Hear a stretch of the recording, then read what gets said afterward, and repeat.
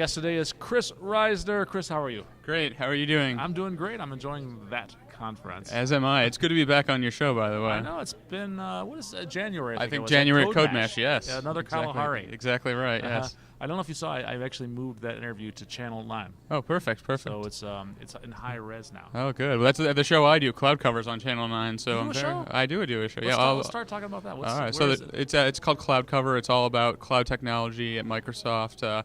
Basically, kind of anything that ties into Azure, really, we cover those topics. So, by the time this show comes out, we'll have released an episode all about the new billing and usage APIs that Azure just put out a little less than a month ago. Very cool. But tons of stuff. So is it like this where you're interviewing smart people, or is it more just you nope. doing screencasts? In general, it's always we're interviewing someone from the product team, or occasionally like a customer that's doing something with their technology. But there's always some special guest. So it's not just me. That'd be very boring. Okay. Cloud Cover, I don't believe that, but Cloud Cover, I haven't seen it, but I know it's awesome. I'm going to check it out today. Perfect. Let's talk about your talk today. What are you presenting on? So I'm presenting at that conference on how to run ASP.NET on OS 10 and Linux, which is something kind of new. Yeah. Yeah, exactly. If you've been able to run .NET on OS 10 and Linux via the Mono project for a while, but that's very different from what you can do when it comes to running ASP.NET, because typically when you run stuff like that, it's like a client application, or you're using it in Xamarin to make an iOS or Android app with C# with .NET. Okay. But actually running a web application, that's something new. All right. So if I'm running a web application on an ASP.NET application, historically I'd always run that on IIS, which runs on Windows. Yep. And if I'm running something on Linux, I'd probably run something like Apache. Right. Yep. And then deploy whatever Java or PHP or whatever code that I'm running. So you're mixing up some things that historically have not been mixed together. Right. So that is true, and that's somewhat untrue. So it's not the case that, at least currently, that you would take your ASP.NET application and run it in Apache. Okay. We're actually building out a new open source cross-platform web server called Kestrel, and it's based off Kestrel. And it's based off libuv, the same underlying library or server that Node uses. Okay. So we know it's going to get great performance. And that you can run your ASP.NET 5 applications then on OS 10, on Linux. That server will also run on Windows, but as you mentioned, if you're already using IIS, there's a lot of capabilities that IIS has that you won't get out of the box with something like Kestrel, because it's more of a minimalistic application server. Okay, so one of the challenges of this is that historically ASP.NET and the .NET framework were pretty big. And so just deploying those to something, it wasn't a big deal to deploy it to Windows because it was already on Windows. Yep. But it's not on Linux. So it's a great point, and that's something really interesting we're doing with future versions of .NET, especially with ASP.NET 5, is we're actually modularizing the core CLR and the underlying framework, so that when you want to deploy your application, you don't have to either install the whole .NET framework, which, if you think about it, there'd be really no reason to install the full .NET framework on a Linux box, because the full framework has stuff for WPF, for WCF, for universal apps, stuff like that. Sure, or Windows Forms.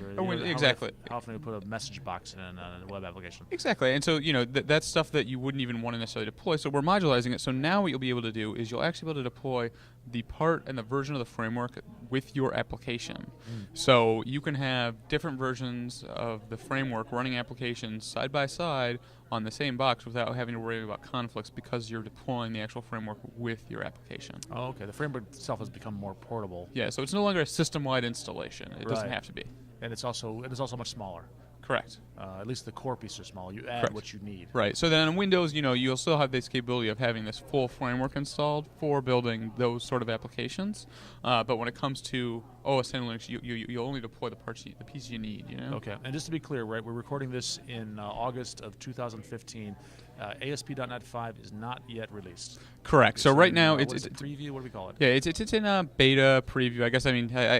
I guess semantics, right? There's a version of it's available to us, but it's not a production version. So right now we're in, I think, beta 6 is the current preview, I think, of the All right. the the release version will be out, I'm guessing, sometime later this year. I don't think they've had I don't think the data's been announced yet. That's right. But realistically, right now you can start building against ASP.NET 5. Okay.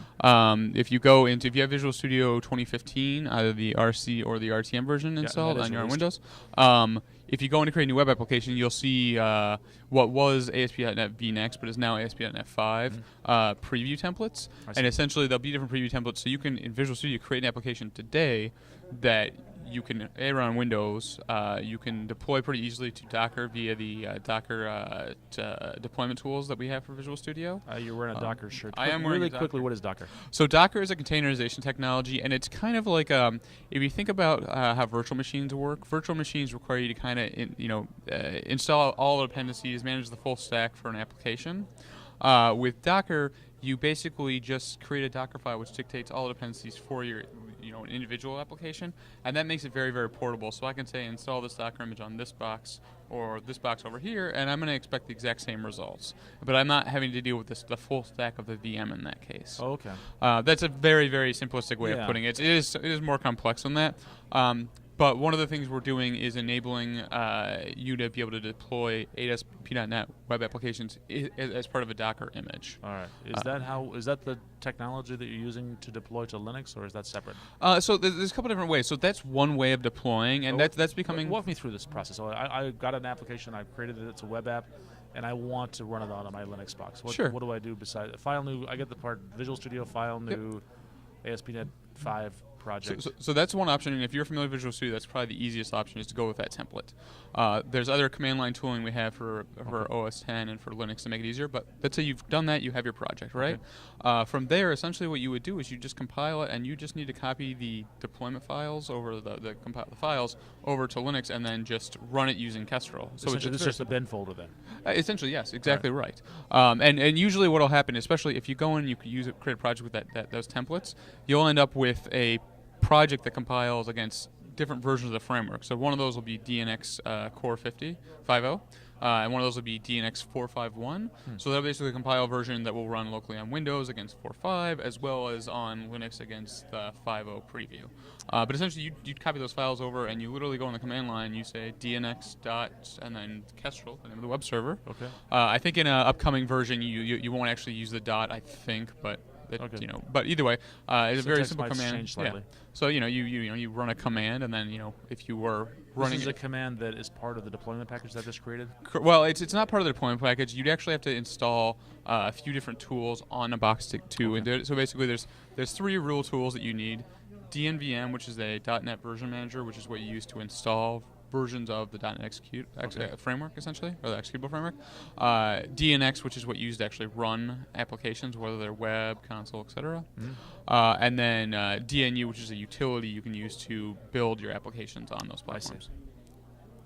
Yeah, but it's cool. Very easy. Now it's using Mono for doing some of its magic. So yeah, so historically you've used Mono to run .NET applications on other platforms. Now, what's true right now, and it's a little fuzzy because the current state of the core CLR won't exactly allow you to, for example, restore the packages and then build the application on those platforms.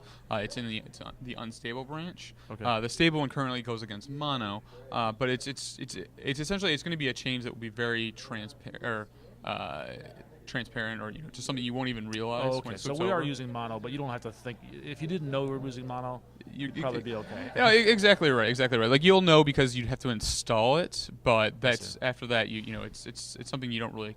And on the roadmap is to remove that dependency. Exactly, and we're working with Mono obviously, as we've worked with them for years. Sure. But yeah, so essentially at some point we'll remove that dependency, and you'll just be running straight off the core CLR. Okay. And can I take advantage of things like Visual Studio Code and not touch a PC at all? Absolutely. So Visual Studio Code's a great cross-platform code editor, and that's kind of one of the beauties is it has C# highlighting, syntax formatting and highlighting, and code IntelliSense, and you can absolutely write your applications in Visual Studio Code and then build and deploy them, on your Linux box, on your Mac. So you never have to touch a PC if you don't want to. Pretty cool. Yes. Where's some good resources people can go online to find? Specifically, go to code.visualstudio.com, and that'll tell you how to install Visual Studio Code. And then the documentation there will also guide you through the process of how you would set up an ASP.NET app on Linux and a Mac, so that's really helpful.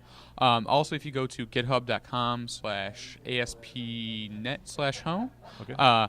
that's kind of the landing page for ASP.NET, and that talks a lot about the new 5.0 version, how to get it up and running on Linux and Mac, stuff like that. So those two links right there are really where you want to go, and it'll really get you from, I don't know what I'm doing, to I just ran a ASP.NET web application on my Linux box. That's the goal, absolutely. Absolutely, From yeah. zero to hero. Exactly right, sir. And you're also have an online presence, so you're probably writing about this, aren't you? I'm a little behind, but I've got about 4 posts in the hopper. So Okay, soon enough, I'll it'll post take some a couple stuff. weeks before this gets Exactly. out, so Perfect. we So got some hopefully, time. but you see, the people can reach out to me or find me at chrisrisner.com, and that's where I post, and that's where you'll see hopefully some stuff about this very soon.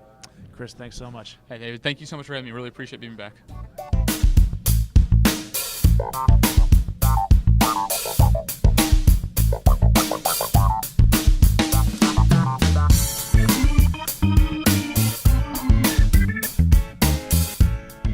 It's really great having been here. I was really happy to talk about how ASP.NET is now becoming technology friends with Linux and OS 10.